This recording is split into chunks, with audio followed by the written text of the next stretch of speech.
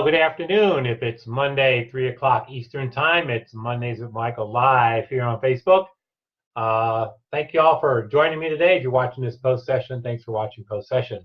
We were off last Monday. Maybe you guys missed us, not sure.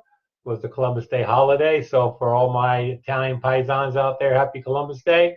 We kind of took it a little easy here at Training Solutions as we are a little paisan, a little Italian. So we kind of took the day off. I hope everyone had a nice weekend, 3-day weekend here for a lot of folks here in DC. And so we're back to work this week. And speaking of DC, you're wondering what's up with the garb here. Got the Nats stuff on. We're all in for the Nats this week. It's World Series week here in DC, and we're really excited to watch the Nats bring home the title. Many of you know I'm also a Yankees fan, so I was disappointed over the weekend to watch my beloved Yankees lose again to the dang Houston team, but you know, these things happen. So we're pulling in for the Nats. We're also Nats fans up here in DC. So that's why the garb today. And if you're in DC, let's go Nats. Let's go Nats. Let's finish the fight. Finish the fight. Hashtag finish the fight. Well, our session today is all around 360 assessments. I haven't done this one in the past before, so this is going to be a new topic for us, the whole 360 process. So I'm going to go to my notes, talk a little about the 360 process, what we're seeing out there, how people are using it, and then I'll give you just a brief information about our product. If you're not following us on social media, please follow us on social media. If you're watching us on LinkedIn, follow us there. If you're watching us on Facebook, follow our fan page. Follow us on Twitter. Go ahead and check us out on Twitter too. So the 360 process, what does that mean? How does it get positioned? How do you install it into your organization? So we work with organizations that actually do 360, and we are their 360 vendor. I'll talk about our tool in a bit. But the 360 process, as many of you know, is a multi-rated feedback. It's getting feedback around a supervisor, leader, and executive from all aspects, from above the boss or bosses, from sideways, peers, if you will, and then from direct reports. And in some cases, it's even others, sometimes customers. We do a lot of work in government contracting, and sometimes it's good to get feedback from the customer on the executive on the contract. So how do you position this internally? We've had clients go down this road very successfully because they've positioned it correctly. And I'm sure I can tell you, with our HR folks, we can tell you there are people going down the 360 road, and it hasn't been pretty. Hasn't been pretty. So what do you want to do to set this up in your organization? Well, if it's your organization, if you're a leader of the organization or a leader of the team, or if you're in HR, best way to position this is a professional development tool. Multi-rated feedback is a professional development tool, so the leader or executive can get feedback from everyone who works around them. We don't take a coaching client internally here unless the participant's willing to do a 360 assessment or interviews of those who work around them. It's always good to get feedback from those who work around you.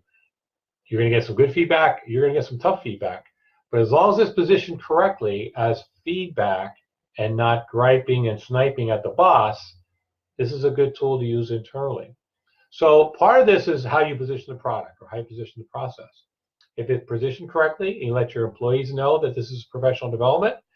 You let your executives know that this is professional development, and this is not a get back at the boss day or get back at the boss opportunity. Then it's done correctly, but it needs to be positioned correctly. We recommend as part of the professional development process, can be part of the review process, but it's a good way to get feedback on leaders around skill. What does my boss do well? What does my boss really need some help on? And my boss may sincerely need some help in some areas that they may even agree that they need help on, especially if they get feedback in that area. So how do you position this? First, I would send a message out to your leaders. Let them know that you're considering a 360 process internally. Get some feedback from them. Make them part of your partners in getting the message out to the rest of the organization that this 360 process is a good thing. Because not only will it be good for them, but they may have people that report to them that will eventually be 360. So getting buy-in from senior leadership in this process is a big step in making sure this is successful in your organization. And then they'll filter that down to the employees, right? And the employees will know this is a professional development opportunity for my boss to learn and grow. Let's position it that way. And make sure that they talk about it that way internally. This is just not another HR thing. This is a way for our leaders to get better. And as employees, we can participate in letting our bosses, if you will, learn a little bit from us and hopefully grow a little bit from us. So we like that process. So then you need to, once you've established the process, Then you need to select pool. So if Mary is going to be the person who's 360, who participates in Mary's pool? And again, sometimes Mary's a part of that decision. Sometimes they're not part of that decision. Some of it's pretty easy to determine. Mary has a boss. Mary might not have two bosses, but you want to make sure you pick the right boss or bosses. You want to pick peers that interact with this person pretty regularly. So it may not be the person you may think of right away as a peer, but some folks that they work to kind of work with fairly regularly, and of course direct reports. Now, this person has a lot of direct reports. You want to be kind of selective on direct reports. You don't want to pick, the boss's buddies, if you will, but you want to get a nice pool. So a nice pool is self, 1 or 2 bosses, 5 to 7 direct reports, and 5 to 7 peers. That pool size is a really good pool size to get feedback on. Then you need to pick the assessment tool. Now, there are a lot of assessment tools on the market. Our assessment tool is a competency-based / skill-based assessment tool. I'm going to hold up a sample, and I'll put this in the link for you. So we use Checkpoint 360. We also use the DISC 363 tool. Some of our clients use that. I like this one because of a couple of the ancillary reports that come in. Again, there's 8 competencies and 18 skills that this particular assessment measures. But the nice thing about this particular tool is it gives the boss a report. So not only does the individual get the report, but the boss gets the report. So the boss can be in the loop when it comes to understanding what their direct reports, who's just been 360, really needs to work on. So I like that piece of it. Plus, this report gives you the ability to run a comparison report of a previous assessment. So if you assess Mary today and you want to do some training, some coaching, and then 6, 8, 10 months down the line, you want to reassess Mary with the same pool, you can compare reports. So that's why we like our Checkpoint 360 tool.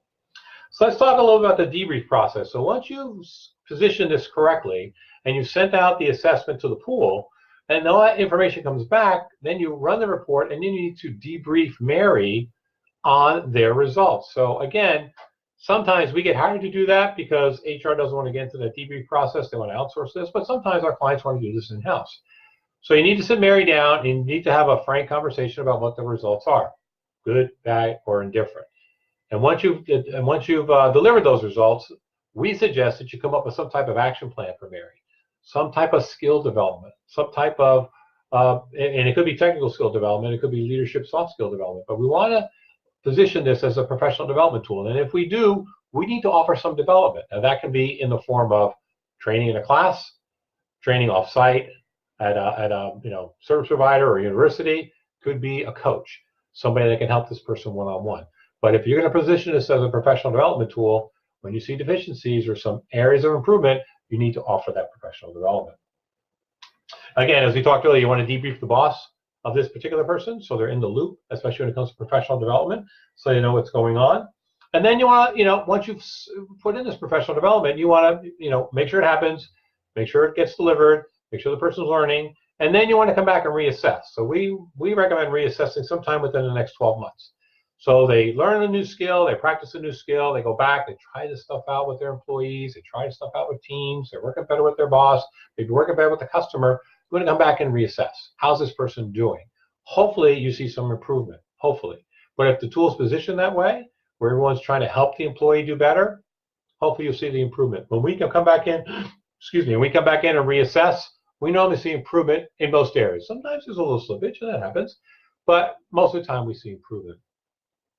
Again, I will put the link to the sample report of our 360 tool. If you're interested in talking more about 360, let me know. Happy to chat with you about that. Our session next month is all going to be about generations in the workplace. As many of you know, there are 4 generations in the workplace now. How do employees work better together from different generations? How do leaders and managers supervise generations in the workplace, different generations in the workplace? There's a lot going on with different generations. You've got millennials, got my generation, the greatest generation, my generation, boomers, got Z, got all going on. We're going to talk about it all next week. That wraps it up today. Mondays with Michael live here on Facebook. Let's go Nats. Let's take the World Series. We'll see you next Monday. Take care. Bye.